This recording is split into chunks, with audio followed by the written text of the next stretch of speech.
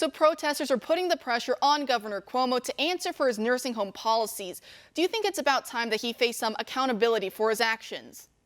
I mean, it's about time with about 6 or 7 months extra. I mean, his behavior during the COVID-19 outbreak has been pretty deplorable from the start.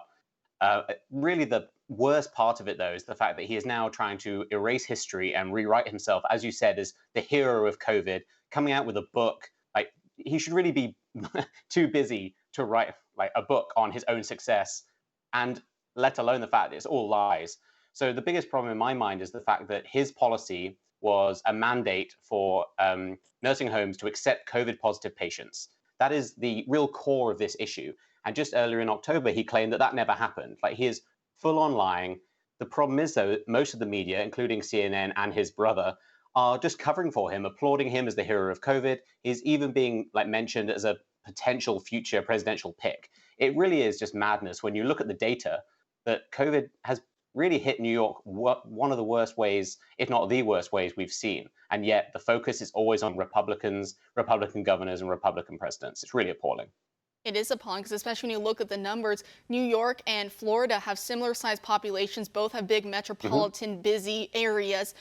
Florida even is the second oldest state in the union behind Maine, so they have an older population than New York even does. And yet New York has more than double the amount of COVID deaths than Florida does. And of course, what did Florida do from the beginning? Even when they allowed bars and restaurants to remain open, when they only briefly shut down, then they reopened much faster than all the states, is they started to clean up and to secure their nursing homes. They were testing like crazy in nursing homes to quarantine and separate out people who had been exposed from people who were infected and ill. Whereas, as we were discussing, Cuomo, he threw them all up, into a giant heap in the nursing homes. And even his administration sent body bags with these COVID infected patients when they returned to the nursing homes, sometimes as many as 2 or 3 body bags with them. And to me, in my mind, that is an indication that Cuomo knew exactly what he was doing.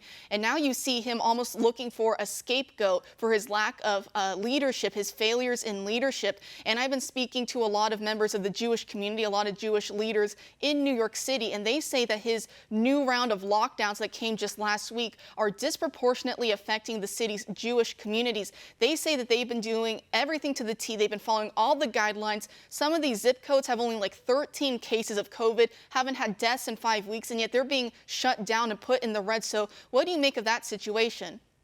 I think it's the kind of behavior we've come to expect from Democrats, which is to really focus on votes when it comes to criticizing specific communities.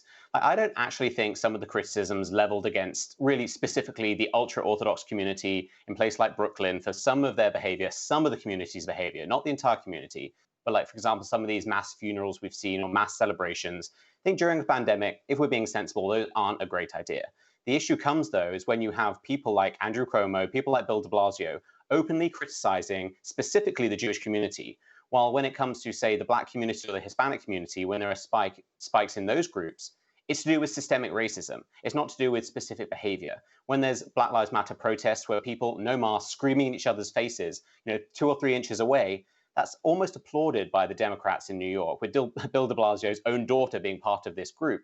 And yet when it's Jews carrying on, really ultra-Orthodox Jews who don't tend to vote Democrat, that's a group they can focus on and criticize and be seen to be doing something about the outbreak. So it's really, I'm not sure I'd go as far as to say it's anti-Semitic, but the double standard element of it certainly winks towards that notion.